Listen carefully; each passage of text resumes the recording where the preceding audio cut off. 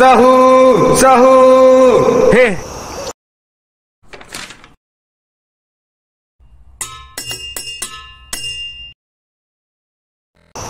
Sepuluh malam terakhir ni kita kena banyak beribadah. Ya, betul. Allahu Akbar. Weh Raif, bangunlah. Raif, cubalah ikhlas sikit solat tu. Janganlah duduk sampai Al-Fatihah habis baru nak bangun. Baiklah. Mercun ialah perkakas letupan kecil yang direka tu utama je untuk menghasilkan bunyi bising yang amat kuat. Dan sebenarnya bermain mercun adalah ilegal dekat Malaysia. Demi keselamatan korang jangan main mercun. Pia, apa pasal kita main?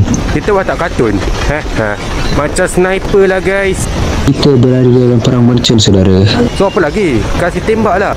Raif, macam mana kalau audiens tengok aksi kita ni? Saya dah pesan dekat dia orang, jangan main mercun. Kau tengok bacalah berita.